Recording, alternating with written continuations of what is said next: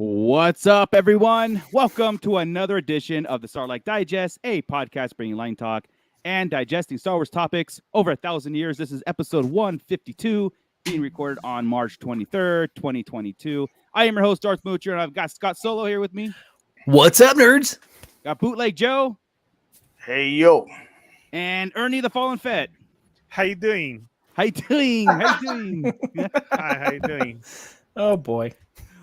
Chris isn't here with us, but let's wave to Chris. I know he's going to watch. Hey, Chris. Adios, Chris. Bye, Chris. All right, before we get started, we always like to shout out our biggest supporters, and Scott has that up, I hope. I do. It's right here. Number one, thank you, all of our Patreon members. Without you, we wouldn't look this good. I mean, just look at these faces. Wow. Let's Vogue for a minute. Beauty's where you, never mind. So if you care to throw us a buck or two, just log on to patreon.com/Sarlacc Digest Podcast and please donate. Every bit of it goes back into the show. Sorry, it's a visual thing. Sorry, audio guys. Let's give a quick shout out now to Cliff, Don and Brady of the Escape Pod podcast on the Red 5 Network, Flavy Davy, formerly of the NWA, Don the Dad, Dorn. That's what I'm going to do every time I say his name now. Don the Dad, Dorn, Justin the Vanilla Thunder, Mervine, Gavin Connor of the Holy Hour podcast. I don't know what happened there. That one went all over the place. It was good, though. Like in the middle of it, I was going to try and do a Robert Smith thing and go, I'm so sad, but it didn't work out. Crystal Lamphere, Brandon and Anya Epler, and AG from the Forbidden Panel. Thank you all. Now I need a lozenge. Yeah. Sound like Batman. Well, thank you very much, Patreons. Link is in the description below. If anybody feels so inclined, we'd be highly appreciative with that. Scott, keep that announcer voice on, and let's shout at everybody that's being digested now in the pit. Go ahead. Gulp. On demand. Douglas Tupper, Mando Mike, Bootleg Joe. Hey, wait, you're right there. Whoa, don't do that. Again, highly visual. And Gavin Connor. That's it. Awesome. And somebody turned. Whose mic is up? Airplane in their room. It's probably mine. It's hot in here. Okay. Hey, Yeah, Santo 1414 and Gio the Hut just showed up. What's up, everybody? Oh, It was man. hot today. Oh, that sounds good. Yeah, it is hot today. Still Like, hot. this sucks, man. What's the second day of spring, and already we're sweating up here Yeah, on Tatooine? it was too hot. I mean, yeah, I Sorry. don't like it. Just think of it as the fire sprays engines or something. There you go. There you go. Yeah, right. Club Firing up the Slave fire One. spray. Ernie's ready to get Gosh. down on this. Yeah. So it's funny. It's like we're here podcasting, and this is the biggest calm before the storm that we've been getting in a long time, right? Like, it's really hard pressed for Star Wars news and all that. But one major thing happened, and I'm sure this is going to trigger a lot. So I'm just going to sit back and let the jokes and let it all happen. Happen. Okay, ready? There you go. Let's do this. Christopher Lloyd, go. He's going to be in Mandalorian season 2. Scott! This is heavy. 1.21 gigawatts. Yo, Hawaiianos. Yeah, that was just good. Yeah, guys, Christopher Lloyd, man. It's He like, fell down, hit his head on a toilet, and when he woke up, he had a vision of Mandalorians. You know what this realized? If you really want to go This deep, thing coming to doesn't work. get you, Mr. Brand.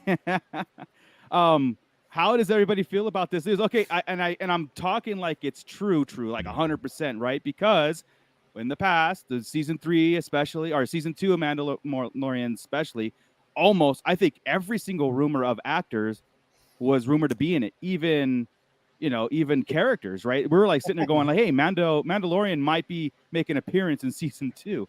And this is why it's just a continuation of it. So Mandalorian season 3 is announced that, or I don't know if it was Hollywood. I think it was Hollywood Reporter. Christopher Lloyd. Reporter's usually pretty accurate. Yeah. I do trust their source. Again, all the other ones have been spot on. Michael Biehn, everybody else that was in the last one, except for Luke, right? But of course, everybody, Doc Brown is the major thing, right? And I start thinking like, what kind of character could Christopher Lloyd play really in our Star Wars universe? So first off, are you guys happy about him? Actor, I know he's a little typecast a little bit because of Back to the Future, right? But if you've seen some of his other stuff, he could really play a real scary looking dude. Klingon. Yeah, he was a anything Star Trek Klingon. is scary. No. Oh, he's playing Palpatine, dude. I don't know what that was. But... Wait a minute.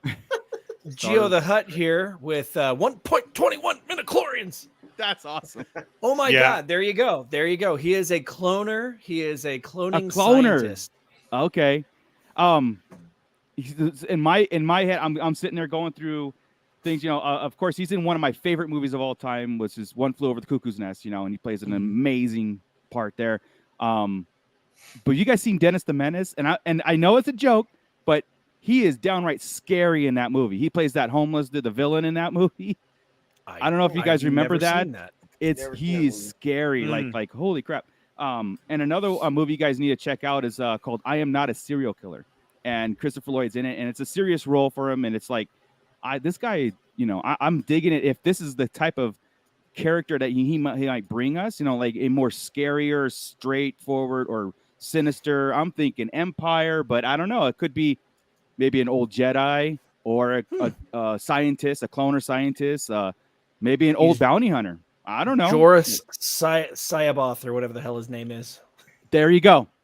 Wouldn't that be awesome? Sure. There goes Chris's theory, but yeah. I kind of, at this point, I kind of have faith in what they've done. They really haven't steered us wrong so far. So correct. I'm pretty happy with. I mean, number one, I love Christopher Lloyd anyway, so I'm down with it. I think it's cool.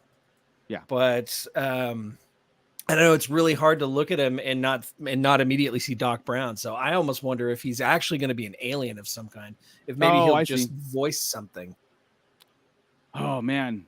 That's I immediately got like disappointed kind of in that role because of like I kind of like my thing is I want him to be a villain. I want him to be a villain in this if everything comes to true, because Michael Biehn was essentially a villain in to Mandalorian. He was right, and it worked. I was like, this is a different role than where we're used to seeing different actors, and a big name like Christopher Lloyd I think would be awesome.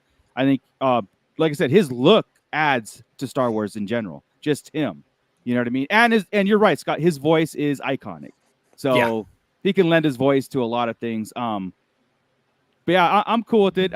Is everybody in the pit cool with that? Like, or are you kind of like cringy, like because a lot of times, we I'll speak for myself. I like if Hollywood stays away from Star Wars. I know it's hard with Disney adding to it and what we've gotten some big names, actors in Star Wars stuff, but I like when it doesn't go there. You know what I mean? Like I've told you guys before, I don't want Tom Cruise in my Star Wars. I know Christopher ain't no Tom Cruise, but Ernie. Oh, I was waving hi to everybody in the pit. I was just saying hi.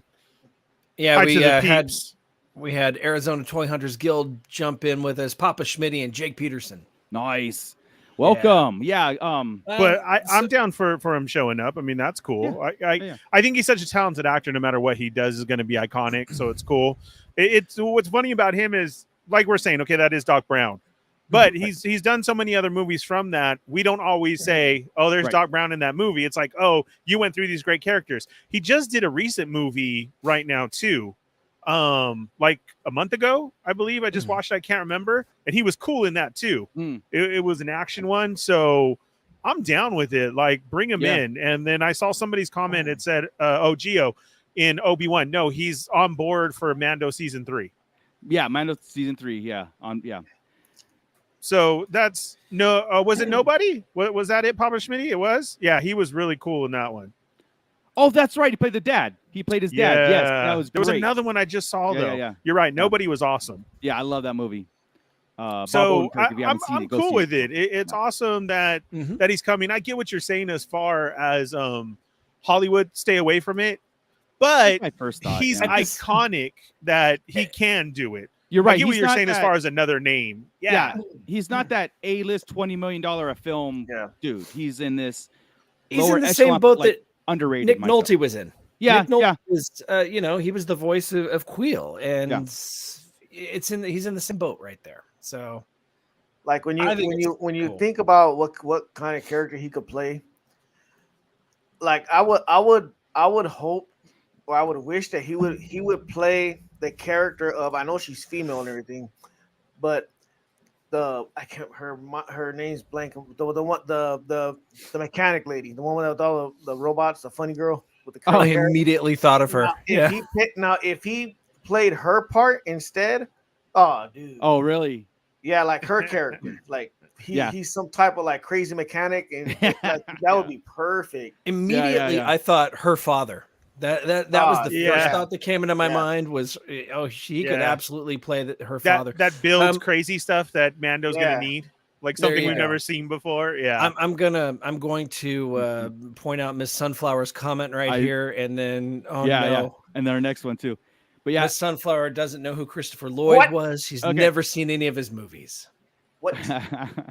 You're trolling us, right? Well, you've never seen Back to the Future? Yeah, who has never seen Back to the Future before? Well, I mean, she could be really young. One, two, or three. Okay, still, who has never seen Back to the Future before? Well, that's a staple for my kids. Like, then, Miss Sunflower, we have homework for you. Before next week's episode, you need to track down at least Back to the Future Part 1, so you can acquaint yourself. Yeah, and you'll see why. The immediate notion is like, oh, don't be this nutty guy, because he plays this very eccentric character and he's typecasted, and it's a lot of people just know him from that. And like Mando Mike brought up also Roger Rabbit, but that's his most famous role. But I was like sitting there going, Christopher Lloyd, I want to see him as a bad character, like just evil character, because I know he can play those characters, and it's so good and so different. Yeah. From my childhood, what sticks out more, well, not more, but equally to Back to the Future, was that show Amazing Stories. Oh yeah, I love that one show. where he was playing a professor that gets his head cut off. Yeah. Oh, I don't remember that one. Yeah, and he's haunting that kid. It was a kid that he was haunting because he was an exam. Yeah. That show was so messed up sometimes. Yeah. Amazing Stories was great though. Oh, it was fantastic.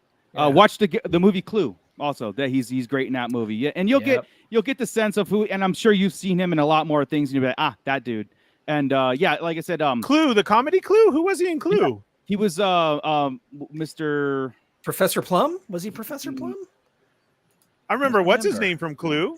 He was in it. I know he's in it. The Grinch, Home Alone, Rocky Horror Picture Show. Gosh dang it! Oh, Tim Curry. Yeah, he's in Clue. Yeah, I don't remember. No, Christopher Lloyd absolutely is in Clue. He plays the doctor. Yeah, the doctor. Yeah. How do I not remember that? Yeah, he's Professor Plum. That's what I just said. Yeah, he's Professor. Really? Plum. Yeah. I don't remember that. Wow. Yeah. Man, but yeah, that's what I'm saying. See, he can play anybody. Yeah. It would be great. I would love him as a villain. Yeah. Saying that he's. Yeah, what's up, Chamba? Saying that he's Pelimoto's father, that'd be hilarious. Yeah. That's where she gets, it could come into something as far as where he got Mando's new cruiser at. That there's just a lot that you could do, because you're right, Joey. That's a good one to say to put him in there. Oh, he's a Razor Crest dealer. He's a Razor Crest dealer at some crazy planet. Yeah. That would be you definitely have your work cut out for you. And again, it's great. And again, and we're not picking on you either. It's literally it is a great movie. You really need to go check out. I actually get excited when people like. I actually get excited when a lot of people haven't seen certain movies, because then it excites me. Like, oh, they're gonna find out. You know what I mean? Like, like you kind of want to be there in the Weird room. Science. I'm like, Scott's only seen it one time, and I'm putting you on blast right there. That's fine. It's gonna add years to your life. It's gonna add a year to your life. Okay, so.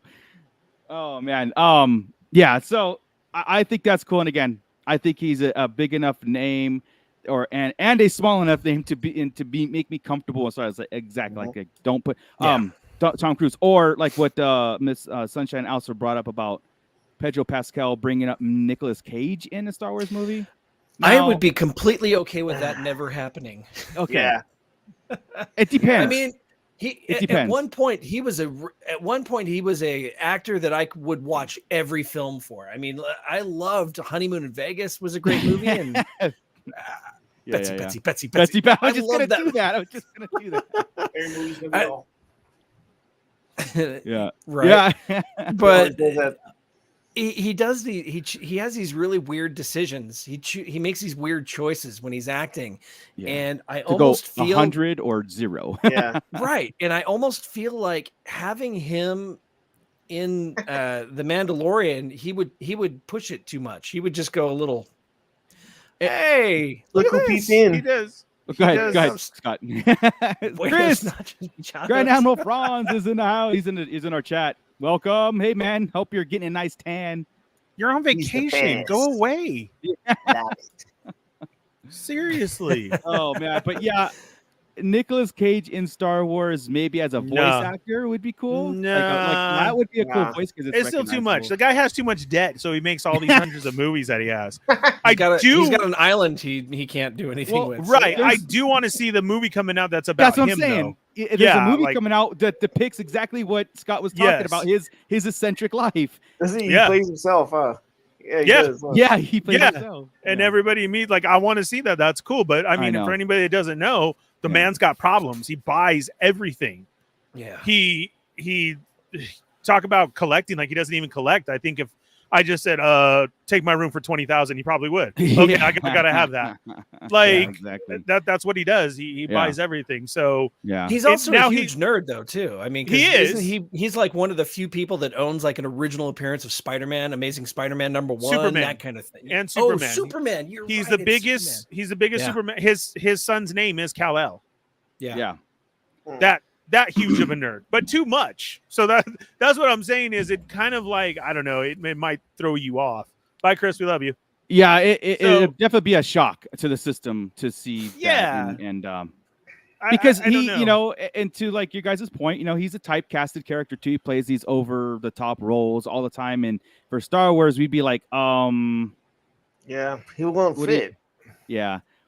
But again, I mean, he's one of Desiree's favorite actors. Desiree loves his movies. There's some movies that I absolutely adore of him, and they're newer and they're more independent realm. But let me just real quick. I typed it in our chat, but Chris, please be safe. Don't get kidnapped by a cartel. Our Patreon money is not enough to save you. Yeah. We just bought new business cards, so they'd give him back. They would definitely give him back. He would just start going on talking about Star Wars something. pops. Yeah. Seppas don't play, dude. Don't play with Seppas. They would drive him back, dude. Yeah. Just like he'd just say Attack of the Clones is great, and they'd be like, no, get out. Yeah. What? Be safe out there. So Raising Arizona is a fantastic film, Santo. He has great movies. Gone in 60 Seconds. The one I always love. Gosh dang it! The Rock. No, The Rock. The airplane. Con Air. Oh yeah. Con Air. Oh my God. Con Air is great, dude. With his like mullet that. flying in the wind. Yeah. Face Off is amazing for both of them. How they did that was great. I mean, Face Off is one of those that on TV when you're flipping through and it's on. You're okay, great, and it's definitely one of those. This is what I'm doing for 2 hours. Well, I'm okay with leaving these Hollywood names for Marvel. Like put them in the Marvel movies and let them have that. Right? That's what Marvel's been doing. Collecting. Speaking of which, he was Ghost Rider. Yeah, he was already Marvel. You know what? I actually like that one. Yeah, one of the originals. Yeah, we never got to see him do Superman, but he has Tim Burton Superman. donned it. Yeah, the Tim Burton Superman. Yeah, pretty dark. Although it's really crazy because those hairs, he still had his Con Air hair. And then he's in the suit. It's like, dude, what are you? Like somebody who would stop on Hollywood Boulevard or Vegas. Yeah, I want to take a picture with Superman. Yeah, that's what he looked like. He did. Yeah, that's what he looked like. 100%. Yeah, there used to be so many quotes from Face Off. There's another one for you guys, homework wise. If you've never seen Face Off, you need to watch that this weekend because it's great. Please put Back to the Future at the top of that list. Yeah, right. Face Off at the bottom. If you got time. List. Yeah. Face Off. Right, But no, here's a prime example though that if he was in it, he is a character that either needs to be behind a Mandalorian helmet or an alien because the minute you get him being him, takes you out I of will it. completely fall out of the show. Yeah. Like I said, a recognized voice that might work. Maybe he could play Dengar. I don't know. I mean, I don't know. You know, though, you say a recognizable voice, and I think of Paz Vizsla and the fact that is, Jon Favreau, and I've seen him and I've heard him speak, and that doesn't sound like him. You're right. You're right. It is. There is a separation there. Hi, John. Text me. Well, we had that reaction with Nick Nolte, right? Stop it. Like, what is Nick Nolte going to play? He can't even, and it works so good. So he did really good there. Yeah, there's room in it. But now Ernie just said, "Hey, John, text him." I'm like, okay, now if Jon Favreau is your friend, you best get him on the show. Oh God. Anyway, Nick Cage. I'd pass on that. Yeah, unless you're sticking them behind CGI or under a helmet, forget it. Well, as we get closer to Celebration, which is we're 63 days away from Kenobi, by the way. So, and then 65 days away from Celebration. So, as we're getting close, these things are going to start happening because I believe, I think Celebration is going to have those major announcements of like we're going to see. We might have a panel. I think we're going to have a panel of Mandalorian season 3. I don't know if we'll have a trailer of sort or whatever, but I definitely think we'll have a panel. And another thing is big time rumor for Celebration is Rogue Squadron coming back in the mix. We talked about it a couple episodes ago about how Rogue Squadron still holds the December 2023 date. They're holding it. First production was at a standstill because Patty Jenkins is scheduling, but now it's on. But so didn't she dropped a couple of films just so she could do Cleopatra movie she was doing. There we go. To go on Star Wars. And again, I was a little disappointed because I just was, I don't know. I have my thoughts on Wonder Woman. I don't know what she could do, but a couple things. Yeah. And this is recent too, and these aren't interviews on past people. Patty Jenkins is reportedly been in talks with the dude Michael Stackpole. Thank you. Stackpole. Who did the original EU Rogue Squadron series, which is one of my favorite book series in the entire Star Wars canon. That puts me at ease because I'm not as familiar with the books, but between what I know and what you've told, like you're into it. That's good that they're paying attention to this, to the legends of it, and she's in direct contact with that creator. But also, which was kind of making me a little bit nervous too, is that the Rogue Squadron video game that came out, right? The movie is rumored to be heavily inspired by that too. The storyline behind that too. I don't remember the storyline behind that. So I'm going to maybe we should do a recap on that too, like the whole story. So I don't get my facts mixed up, but then maybe you'll get a kind of an idea, a sense of what the Rogue Squadron movie might be, in. I think it might just also be characters just to tie them in. Yeah, it could be characters, honestly, because video games are canon, right? So well, yeah, speaking of, I mean, we just have Friday, Cal Kestis lightsaber is going to show up at Doc Ondar's. Right. So that was the one that we voted on. So, I mean, they got to make these names relevant and keep them going. Right. Could he be somebody that we could see? A lot of people were like, yeah, that definitely could happen. But I think Rogue Squadron was one of just use the names, maybe name drops through the movie because it didn't do so well. And not only that, but there was a bit of confusion as to when in the timeline the Rogue Squadron movie took place. It's possibly after the last trilogy, but maybe in between the two trilogy. I don't know. Yeah, the last I heard it was like 20 years after Return of the Jedi. Something like that. Which, I mean, that's prime time to start making some really cool decisions and showing us more behind the scenes stuff. But yeah, what do you remember from it, Joe? Honestly, the only thing I really remember was that one guy defecting from the Empire in the beginning of the game. Oh, right. And he was trying to help them do something. I can't remember what. I just remember that one captain. He was like a captain or something. He defected to the rebellion. Right. That is a theme that the video game Star Wars games have been doing. Battlefront did it, right? Yeah. I wouldn't put it past the elements that they're taking from that would be something like an imperial, like maybe it's not 20 years in the future. Maybe it goes, Mandalorian time. Here we go again, right? With this, That'd be whatever. great. But it's hard because the Empire is not really intact to have. There's the factions. It's a weird thing because of the sequels, right? What the sequels set up. You didn't read the Rogue Squadron books though, right? Right. Because the Rogue Squadron. Yeah.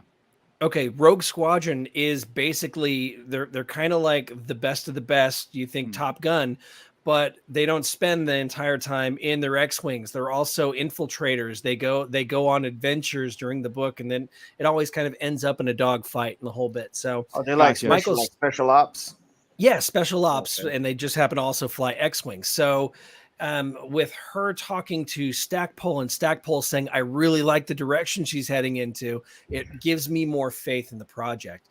Stackpole made, for me, during the time in which I was reading those books, Stackpole made Wedge my favorite character in Star Wars. I'm like, screw the others. Wedge is a badass.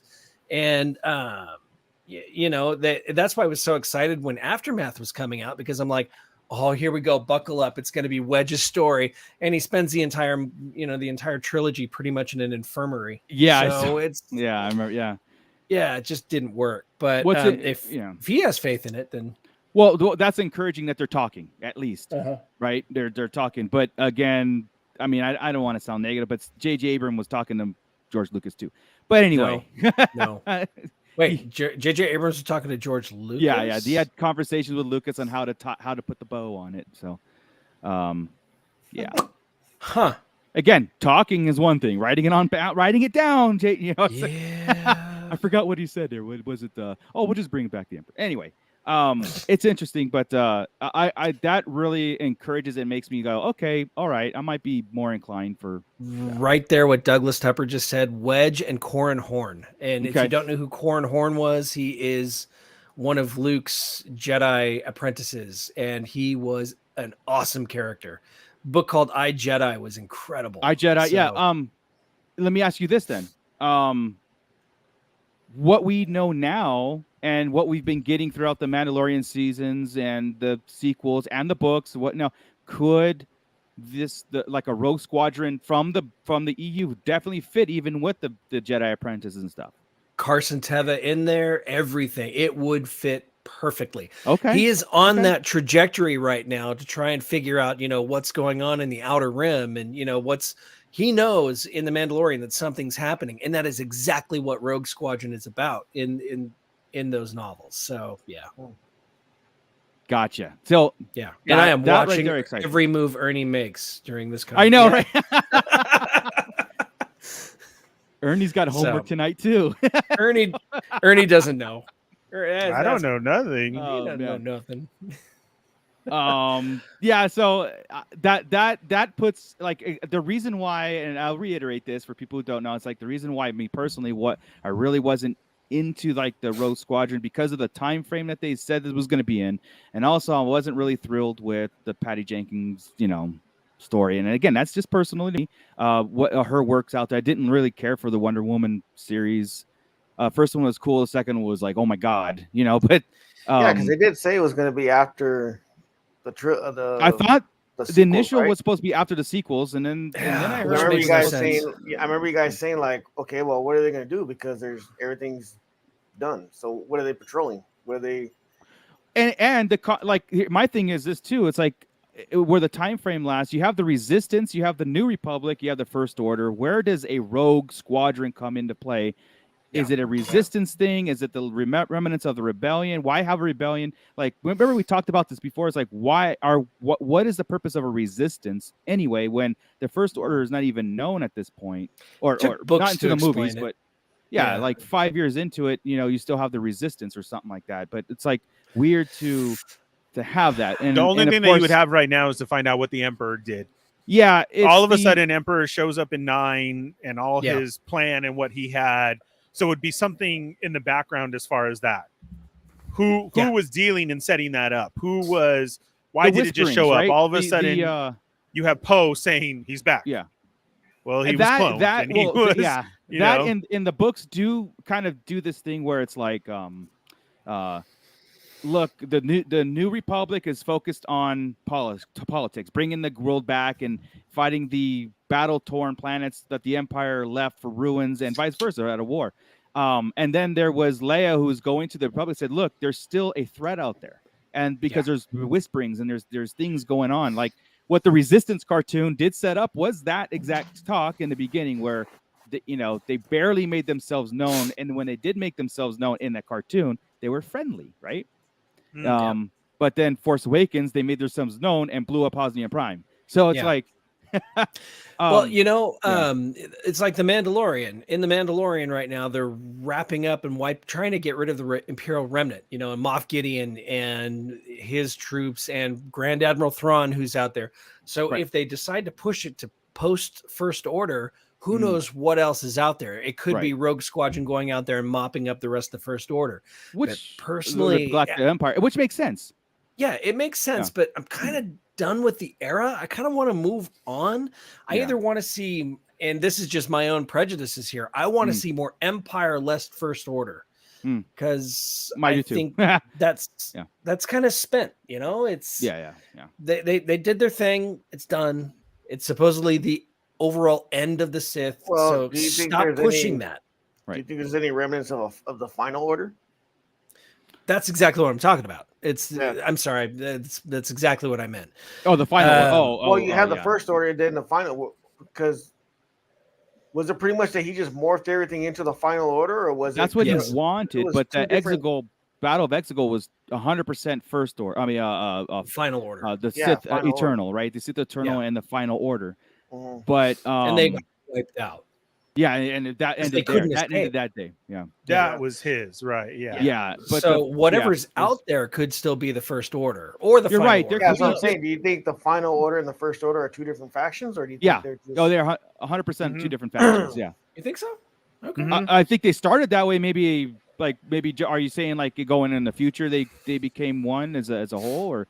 That's what I'm saying. Did they like just morph into the Final Order in the Rise of Skywalker, or are they like legit two different factions of? I believe it was two. That he was holding. Yeah. See, I assumed they had morphed into one, but I like where Joey's head is at, because if they did stay separate, you could have First Order versus Final Order with the new Republic caught in the middle. It could be interesting. That's what I wanted. Remember we were talking about, I wanted that in the first place. I wanted a 3-faction war going on. Thank you, Joey. Yeah. And see. But I do feel that way, because then you had Supreme Leader and Kylo called himself that. Even though that was ran by the Emperor, Snoke, you know what I'm saying is that. But I think that was the whole pulling the strings, but puppet wise, as far as look over here so you don't know what we're doing Final Order. Yeah. That's why I'm saying like separate. And then you end the movie with Final Countdown and you got gold. Oh man. Yeah. Oh, come on. We're going to go with some Europe. Do countdown. Like that. And then roll credits. Yeah. And you just walk out with your head high like, wow, this was great. Yeah. I don't know. We'll have to, like I said, when we get closer to I love when I throw off Marco. Yeah, I'm like, it's like, son of a bitch, he did it again. So tell me more about the Star Trek. Is that good, Scott? I'm almost done with Star Wars. No, I'm kidding. Yeah, I don't know. We'll see. The time frame I think the time frame means everything for the excitement of the movie, honestly, because like Scott was saying, you guys are saying, like, it puts you in that state of mind, and you're right. Like, my favorite time period of Star Wars is the Galactic Empire versus the Rebel Alliance. That's why, and even though it's a little bit after the fact, that's why Mandalorian works so well with myself. It's because it's the remnants of it. I know we could say that, and exactly what you're saying, I'm on board, but man, do I like what we call the Mandoverse right now. Yeah. Like, just pulling everything together. It's made it so much more. Yeah. And again, I'll always go to Rogue One being that one that did that. I mean, to see Vader in that last scene and tie it all together and like the background of it, and having Vader, you know, choke out what's his name beforehand, and like it was just all something Captain that Antilles. Made it so much different. Like you're just hyped for it. Dude, so speaking of hype, Andor series is getting a lot of hype from the writers, from people who are. I said this with Boba Fett. I said this with a lot of things. I said, I'm trying to keep my fingers crossed for Kenobi, epic. But again, we're hearing a lot of hype from the writing teams in Andor, it's a little different with Andor for me because they've already greenlit and they're going to start filming season 2 in a few months, if not already of Andor. Started. Yeah, season 2 is greenlit and they're going to be filming this year. So that tells me it's like they think they have like, oh my God, we got something here again, because Mandalorian was the same thing, right? We got season 1, and during season 1, I think we already heard that season 2 was greenlit, and then in the production of season 2 greenlit, we heard that 3 and 4 was greenlit. As far as like, go ahead and do this because we have story that's going to cover this thing. When's this supposed to come out? Which one, Andor? Andor. I mean, this is why I think Celebration we're going to get like Rogue Squadron, Andor. We'll get a release date, I'm kind of thinking like we'll get Andor right after Celebration, like July, August. Dude, that's what I'm thinking. That'd be nice. Yeah. I also think we're going to get a trailer. I'm hoping we get a trailer for Mandalorian season 3. So I'm hoping there's a lot in the pipeline. I mean, that's already in production or done, like the Bad Batch and Andor and the Mandalorian season 3. It's just but so Papa Schmitty says it's referring to the Andor series, it's not as intriguing to him. I know the end of Andor story, right, with the confirmed season 2.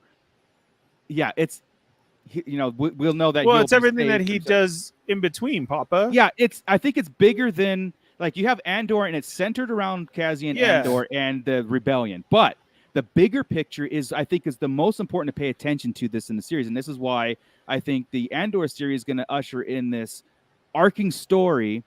And I believe it's going to be Emperor driven. It's going to be the Emperor's essence and cloning, all these things. Now because it's like the opposite of what you would think the Andor series would be, right? We thought, it's just going to be like a spy thriller, running chase, cloak and dagger kind of stuff. But I think the stuff that he's going to be uncovering or a part of is going to be the bigger picture that's going to bring in the original trilogy even more, like, especially the Emperor stuff. Because, we talked about the Mandoverse when Mandalorian discovered the clone bodies, the Snoke clone bodies in season 2. I think we're going to see, and the Bad Batch confirming some more cloning stuff. I think Andor is really going to reinforce that. So I'll have to disagree. Okay. I really hope that Andor gives us the dirty side of the rebellion. Well, because that's what stuck the most. Inevitable. That too. Well, but that's what stuck the most of, you don't know what I did and what I had to do. He killed that dude when he had information who was like supposed to be his friend. That was like shocking already. So for the sake of the rebellion, say that leave the cloning stuff up to Mando. We're getting that hit. Let that build up to the sequels. Yeah. And beforehand, give us Andor as far as we weren't all goody as being rebellion. Like, you know what I'm saying? In order to get to that part, what we had to do, like, we had to be dirty too. They're basically terrorists. That's exactly what I was about to say. They are terrorists. Yeah. Against so the legitimate government. I hope that's what that is, to say like, whoa, man, like, still going back to Mando again. I think one of the best scenes ever was what's her name and the Imperial TIE pilot of fighting with each other. Of when with the taunting about Alderaan. What you guys did, and you blew up the Death Star. Do you know how many friends I had on there? Right? Yeah, that's like, we don't think of that stuff. Like, oh yay, we blew up the Death Star. Let's do an Ewok dance. Like, you know what I'm saying? There's fireworks and everything. And to him, dude, you killed my friends. Well, you blew up my home planet. Like, I hope we get to see that. Yeah, in the Aftermath books too. This is why sometimes the books are like really cool, and it's good to explore too. There is I forgot if it was Life Debt or Emperor's End or what. I forgot which book it was, but they went to a planet to liberate it. As like the rebellion is going there, and all the civilians there are mad. Like, you destroyed our homes. Yes, you got rid of the Empire, but at least we were eating. At least we had jobs. At least I know that they were oppressive. I know that it's almost like, you guys, and now look at us. Now we're all homeless. And now you want to use us as recruitment. It was a very weird turn of the tide, turn tables, right? Like, this is what, you go ahead and liberate a world thinking you're doing good, but you actually destroyed more people doing it. But again, in the long run, it makes sense. You want to get rid of the oppressive government, but in this, they were actually like frowned upon. They were like, we were okay with, we weren't okay with it, but at least we were eating. You know what I mean? At least we had a house and we had stuff. Yeah. And that kind of sentiment, which I was saying, you're kind of humanizing the Empire a little bit, like you were saying. Like I don't want to humanize them as much. Like I don't want to sympathize with them as the point where it's like, I care for it. I love the Empire. I mean, because of the. But we've kind of seen that, and I do want to see more of that because I think they did it the right way. Yeah. We saw it in Solo and in Rebels. Yep. Solo, we had the sign up and the posters, propaganda and stuff like that. And then in Rebels, you saw the same thing as, they went over and took over, like in the bar, and the TV had the commercials or the announcements of this and that, like propaganda. The whole propaganda part of it, I get what you're saying, but I would like to see that expand as well, too. Yeah, I mean, imagine people, how hard it was to tell people we're the Rebel Alliance. Like, we're going to try and do this. Are you on board? Like you're saying, you had to have reasons. I get what you're saying, but they're feeding me every night. Yeah. And like, I'm going to have a job and as I'm a part of something. I 100% agree with you on, let's get the rebellion a little dirty. Let's get their hands dirty on this one. Like the Andor series. Let's get blood on their hands, because a rebellion is what you got, like you're saying, you're describing it, is a terrorist from the controlling government. That's what it is. That's what Star Wars is. That's what they did. So there is going to be a lot of that where like the greater good kind of stuff where I got to sacrifice you, and/or did that so good in Rogue One. And I was just watching Clone Wars. I've been watching the whole thing over and over again. And I love the fact, like, we get Tarkin in this, and we get like, Anakin to a point, and they have their ideology is taken over to where it's unsympathetic. Like Tarkin and them, they're bad people. When you get underlining with the Empire and you're getting down to the soldier level, then there's humans, right? They're like they have families they're going to, and Luke and Leia kill. What was that certain point of view where Leia killed one of the stormtroopers, and it was a hit that stormtrooper hard. Remember, it's like, you killed my friend, and I'm like, that's where I was like, I don't want to sympathize that much on that level. I know it's there, but in Star Wars, bad has to stay bad. Okay. Yeah. Maybe not so much at the soldier level, maybe contradicting myself, but again, I don't want to be like, here's David, the stormtrooper. You don't want the sympathetic villain. Yeah. The only real sympathetic villain is Vader at the end. Yeah, you have to feel that the Empire is a bad thing, even though we all love it, right? I mean, we got tattoos of the Empire. We cater to it. Not stuff. me. Yeah, exactly. But it's the same thing. Yeah, it is in the story of Star Wars, it is a bad thing, that the Empire is taking over and stuff. So, but again, I do want the rebellion to get their hands dirty on this one. Yeah. I do have a question for you. So we know that Cassian Andor has been in this fight since he was 6 years old. Right. Right. Where do you guys think that fight for him started? Do you think because I would look 6 years old, he was running spice. That's Poe Dameron. Yeah. That's Poe Dameron. Right. So, because I look at him and I don't think he's 26 years old, because at that point the Empire has only been around for about 20 years. Right. Do you think that his story the fight for him started during the Clone Wars? That's what Do you think we could see some Clone Wars action in this live action show? Flashbacks. Yeah. I would love that, man, because we've already had a taste of that in The Mandalorian. Right. Could you imagine if he's actually on that planet? Would that make Din Djarin and Cassian Andor same age? Well, I know Din Djarin was he 6 when he got rescued? Was it around that? He looks like he's about 8 or 10, maybe, but I don't have any kids. So maybe I would say Mando. I would say Mando a little bit older, just a little bit, by a couple years. Yeah, but Mando I get what you're saying. Mando Mike would join the Empire. Just saying. Yeah, we know. We know. And he would rat out all the rebels. No, Scott, rebel. Yeah, like exactly. I know he is. No, that's interesting that I've driven him to meetings. Because in the Clone Wars, maybe Cassian saw that the Galactic Republic, he's not a separatist, but he also saw the danger of having the Galactic Army and fighting and doing these things, just like Mon Mothma saw it, just like Padme saw it. And how cool would that be though if he was actually on a planet that was part of the Separatists and they're invaded by the clone troopers and he's fighting the clone troopers and suddenly it's an empire and those clone troopers become stormtroopers and he's still in that fight. That would be an interesting and different perspective. Yeah.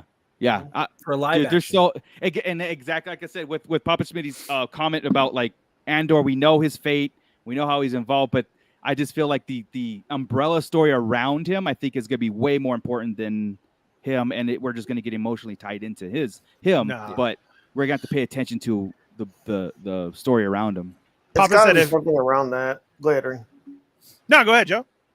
It's got to be something around that type of story base where, I mean, if you follow a lot of terrorist uprisings, they all usually a terrorist leader starts off by them being a child and the oppressing government killing their parents. Right. And so they start up an uprising, which sparks into a revolution, and you have Saul Guerrero, right? Yeah. The Saul Guerrero, right, where he was forced into the conflict beyond his planet, and he took over and he became an extremist. Cassian Andor, it could be almost like a Jyn Erso story, but Jyn, went her own way, and she's just like, I don't want to be involved. But Cassian could really be involved. Yeah, Saw Gerrera was trained by the Jedi and by the clone troopers, whereas if they took the opposite direction where, Cassian's family was sided with the droid army or something like that. Wouldn't that be a twist? Wouldn't that be a cool twist? Like that would be bringing back the whole separatist thing and the ideology on it and really tying in the prequels like that. That excites me. I think that's something cool. we'd never seen. I think that would be a really cool. Suddenly, the guy who's the bad guy in the Clone Wars is the good guy in the Rebellion, right? And which we're gonna need a Clone Wars season 8 just to confirm that and go back and see little Cassian and Din Djarin being rescued by the Night or the Children of the Watch, right? Right, because if you think about it, that would also put Din Djarin and Cassian Andor on opposite sides of the war in Clone Wars and stuff like that. So where you're looking at poor Din Djarin's parents getting killed by droids and him being rescued by the Mandos, you've got Cassian's family being killed by clone troopers, right? And being rescued by droids. That could be really interesting cool. take. Miss Sunshine wants to start a war here. It says, will we see Jar Jar in Andor? You're very controversial tonight, Miss Sunflower. I just want Jar Jar to have his own show. Give him his own Disney Plus show. Wow. We could see him in everything. I'm still with you. He's the whole Phantom Menace. Well, you still can't deny that. You can't. It's all right there. I'm revisiting Clone Wars, and I have to disagree with you, my friend. The evidence is there. Evidence is there, though. It is. I think the top hemisphere of this conversation is on one side of this argument, and the bottom is on another. It's all there. Jar Jar, we know the bounty hunter. Jar Jar is a street performer on Naboo. That's he's a clown, and that's a literal. That's exactly where he's at after. So they say. Yeah, books are canon. Books are canon. So they say. That's fine. He is, but we all know he wears that cloak, and you could be anywhere as long as you hologram and give your orders to somebody. That's true too, man. Well, he just puts a cloak on. We can't tell who it is, right? That's what I'm saying. Doesn't matter if the chin is identical. You never know. Right. I do want to. Go ahead. Papa Smitty said something earlier that if we find out that Andor was the one who hid Grogu, he's out. I really don't think so, man. I'm going with the whole bring back Mace and let Mace be the one who grabs Grogu. And that's why we never saw or heard from him. I mean, because Mace has come back full on Samuel Jackson. I want in. Yeah. Please bring me back and everything. So that would be cool. Jedi Master. I'm telling you. I know that's what he says, but I would still like that thought of in the future, Scott, but like we didn't know. Right. We didn't know Grogu. We didn't know like where he came from. This is great. Right. Blah blah blah. Hidden. So it could be him. I mean, he'd have to be walking in off the street with no hands or one hand, all broken and battered and beaten because he was thrown out a window, electrocuted. Bro, Jedi fall all the time. Order 66. Right. Yeah. And then so when he finally makes it to the bottom, who knows if he hit a ship? Who knows if he caught on something? Like, he's a master Jedi with the one hand. Correct. Indiana Jones. It gets flown down, and then all of a sudden sees the clones when he's thinking that what is going on, has no clue. He's on an inflatable boat. I got it. He could. Okay. Yeah, all the way from the top. All the way from the top. And then, oh God, grabs Grogu, and he hit Grogu under one arm. Kenobi's with Luke, and Yoda pulled away Leia. There's your 3 characters. And where was Jar Jar when all this was happening? Masterminding the whole thing. Mm-hmm. I need getting later. Getting Palpatine's ship ready. He's the one who flew them away. So this seems to be our Miss Sunflower episode. I'm going to go ahead and highlight this really quick. There's another comment she made up on a thing too. I want to highlight too. I know, right? Yeah. She asked earlier this evening, are any of us going to Celebration? Yes. We're all going to Celebration. The answer is yes. We will be there. And to your next question, yes, I will sign autographs. Pictures are going to be $10 though. $10 for a picture. Autographs will be free. Yeah. If you want to yell out my name and wave to me, that's a $20. But I'll take the money after. Yeah. Yeah, because if you tell 2 friends and they tell 2 friends, correct. And they tell, right. We need that graphic, right?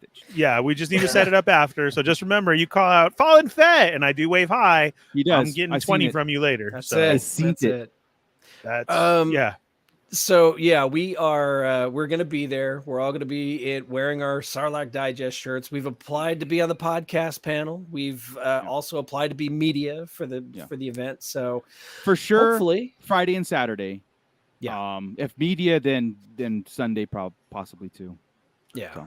So. You'll see me in the main hall. I will be the one announcing the Mando season 3 panel.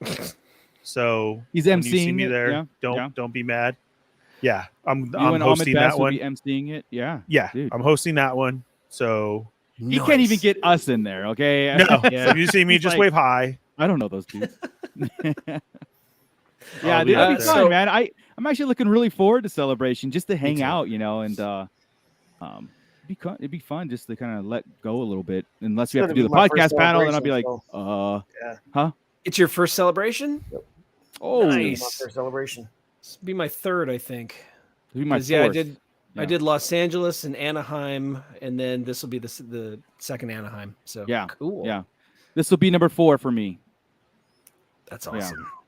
I've been to everyone. So what now? They usually have the big costume exhibit there. What are we expecting to see? Are we expecting to see costumes and props from the Mandalorian? Are we thinking Obi-Wan, or what do we think? So Obi-Wan comes out the 25th. Yeah. They already have all the stuff that everybody, the episode will be out. The lazy approach is to have Obi-Wan, right? The lazy approach. Yeah, that's the logical approach of having a thing, and it's got all the set pieces or the costuming and stuff. The exciting approach would have been like a Andor or Mando season 3, even Rogue Squadron at this point. But again, they're still writing the film, so I don't expect a lot. But other than leaked announcements of people or something like that. See, now, like at Comic-Con, what they will do is in Hall H, they'll have some big announcement or some big trailer unveiling, and then you'll walk out into the hall and they'll uncover something that's been covered up the entire time. They've done that at Celebration too. Yeah. Have they? Okay. They've done that with the posters on. That's right. Yeah, even Anaheim, right? They had a mural set up, and it was the prequel trilogy, sequel trilogy, and they had it covered up. And then when they unveiled it, was Finn, Poe. It was Finn, Poe, Rey, and Kylo. Was what they unveiled, because they had the costume area, right? It was everybody still said then, what? Yeah, that's it. No Luke. Oh, yeah. So, I'm expecting a crummy something commercial, like that, but I do. There was talk about. Don't forget to drink your Ovaltine. Yeah, so we're all just standing there. Son of a bitch! A crummy commercial. And you just kind of walk away from that reveal, and that was it. Everybody's like, "Oh well, let's go to Disneyland." And then Marco's in the corner is yelling, "I can't put my arms down." He's laughing. Joey's tongue is stuck to a pole somewhere. Yeah, it's going to be a shit show, I tell you. Chris is already the one. I triple dog dare you. That's Chris. Yeah, exactly. No, Chris is Scott Farkas. Showed. Yeah. Big time. Keep this all up. Say uncle. Oh man, but yeah, there is also like a rumor of an extended slate to be dropped too on Celebration, Cool. meaning the stuff that we haven't got yet, plus new announcements. Like there has been a rumor Darth Maul animated series coming. There's been different rumors and stuff. Nothing solid. But the Darth Maul thing might hold some water because of the canceled. He's not going to be in Kenobi anymore, and Ray Park did film scenes of that, and so they might have been scrapping certain things to bring a bigger picture that they thought about after time. Another reason too, I've heard some people hit me up too, be like, kind of disappointed that there's been no movies and stuff. And I'm like, and I told them, I said, no, I'm not disappointed because you need time in Star Wars to really, and I think that was the major problems with the sequels. They rushed into this thing and they really didn't look at the mistakes that they were making, right? Yeah. And so I think time is good. Now, if they push it back even further, cool, man, push it back. But we got Disney Plus to hold us over. But here's my problem though with Disney Plus. You said an extended slate. The slate we already have is huge. Yeah, and they're not getting to. I mean, it almost feels like the slate is like a 10-year plan. You can only knock Visions off of that one, right? Visions is the only one that's completed and done, right? The Bad Batch season 1, I think, was on that too, wasn't it? Was it? Or I don't remember if it had. But I think that was we were already watching Bad Batch. I think at that time, like I think that was when we were watching. So like Bad Batch, Mando, and Book of Fett was a surprise. So that Kenobi was on there. So yeah, I mean, but it could be like an extension, like what Marvel's doing. They had their slate, and then they have these other shows that have been announced and stuff. So. We'll see. We'll have to kind of explore that. Again, I know there's going to be leaks coming into Celebration as we get further. So yeah. Now I don't want to start this big thing here, but Bounty Hunter B&B says she doesn't want to go through with the vaccination thing that's required. A lot of these requirements are easing up as of like this month. So don't sell your tickets. Just keep your eyes peeled on everything that's coming out. And I mean, look at this Ramos. I'll buy them. Yeah. Right away. It's already too late, Scott. Yeah. Just don't sell them just yet, unless to Berserk there, because these restrictions are getting eased up. So and it's a venue thing.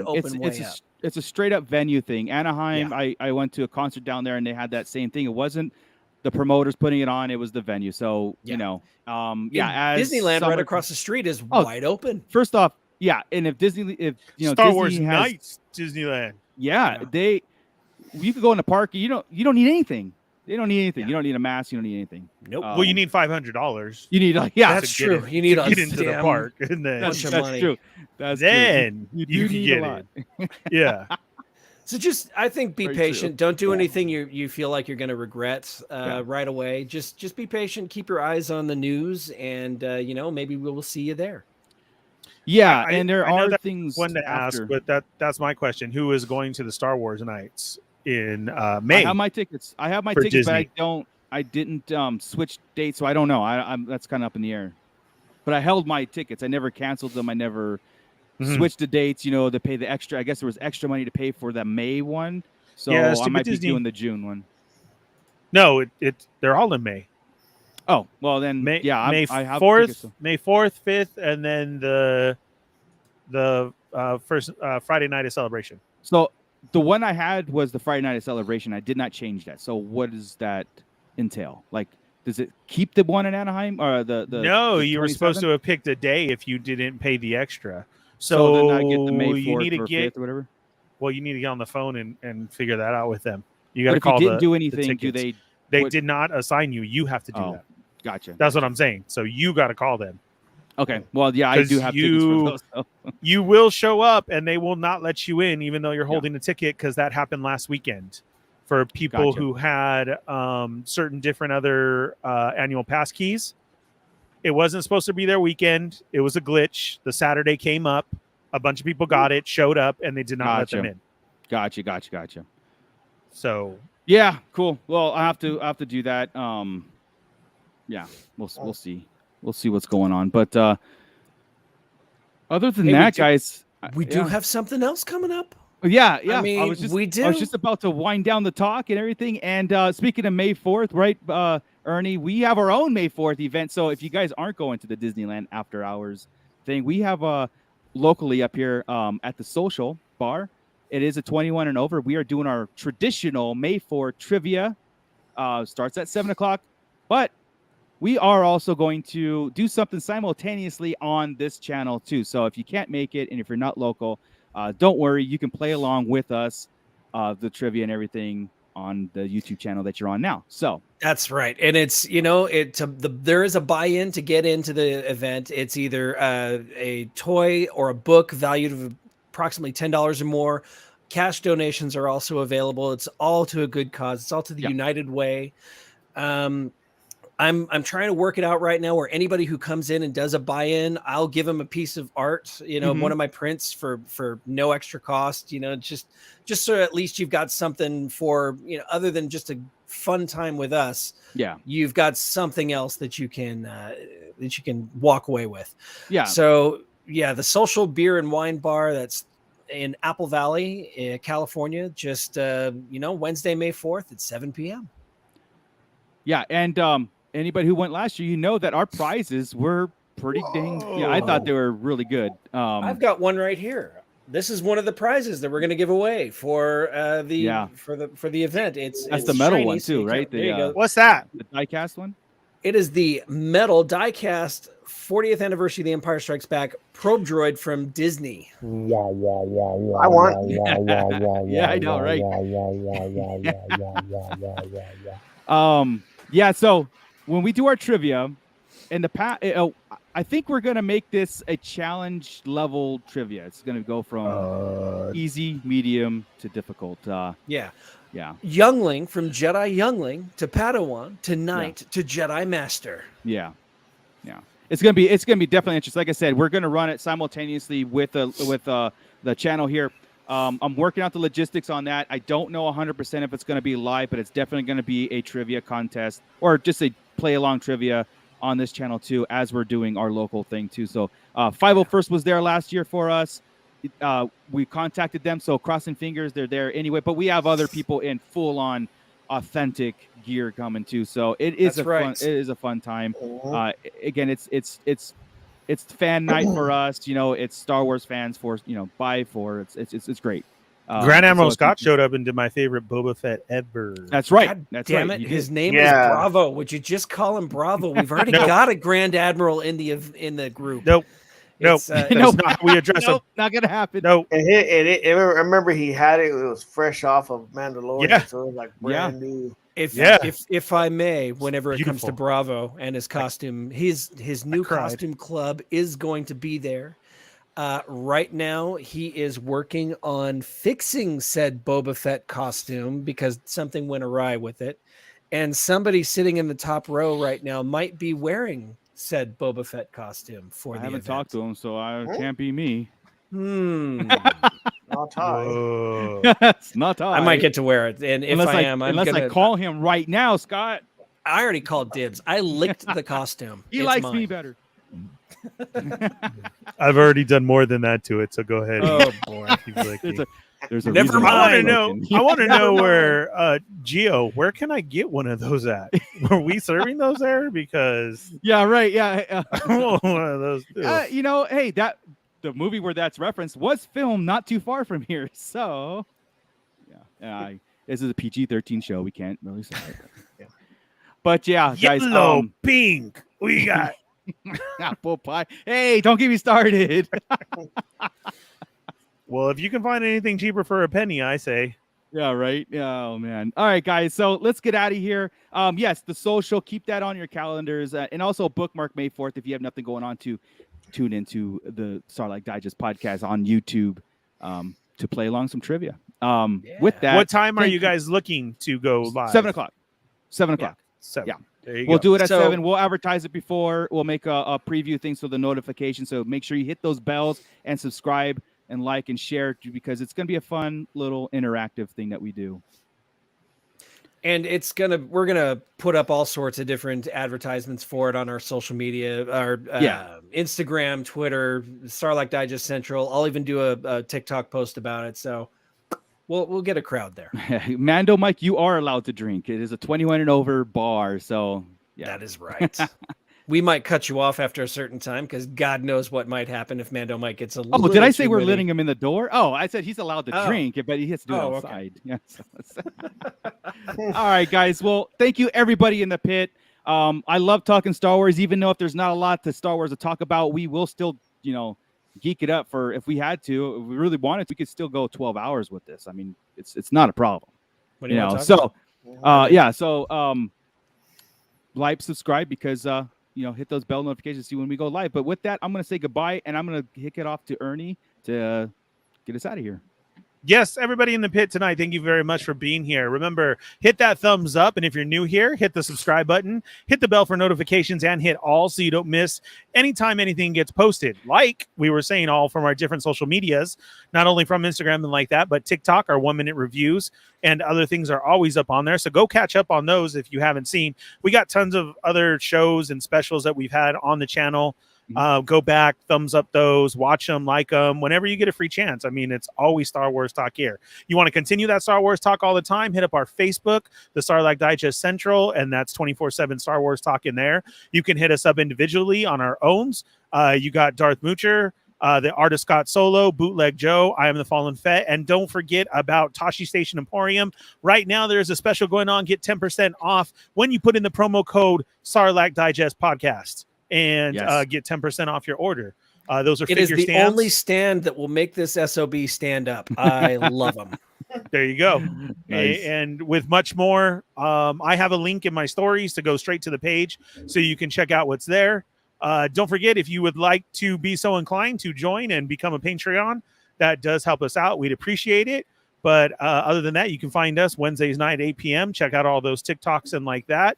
If you're into some toy news, you can join me over with the Toy Migos on They're Not Dolls and some geeky fandom stuff. If you're into just listening to podcasts, a new one that we got out is the Boba Squadron. I have all those links on my page as well, too. So go hit that up. We'll see you guys next Wednesday, hopefully with some new Star Wars news. If not, we could definitely make something up. Yeah. And that's about it, I think. Great, Scott. Awesome, awesome. With that, if you get a chance, go to YouTube. Check out the 1-minute toy reviews on YouTube and give them a thumbs up because there's a lot of arbitrary thumbs down for some reason. Nobody gives you feedback. Why that's do you me. thumbs Sorry. down? Why that's do you all my down? That's all my accounts. I thought they got rid of the thumbs down thing. Why are you thumb downing Boba Fett? I know. You just go Dang thumb it Trekkies. up, man. I know, right? Stupid. Just because Christopher Lloyd was in Star Trek doesn't mean it's the thumbs down stuff. Get the hell actually it does. Off my He killed lawn. Kirk's son. Hey, I take thumbs up, thumbs down. That means you still watched. So that's right. Give me a thumbs up. I don't care. Still got the minute. You still got the watched watch time. Thanks for visiting. Fool. And with that, Scott, I Keep bet it nerdy, you can't. everybody. I bet you can't go through and thumbs down everything, every single video. Bet you can't. All of them. Every one of them.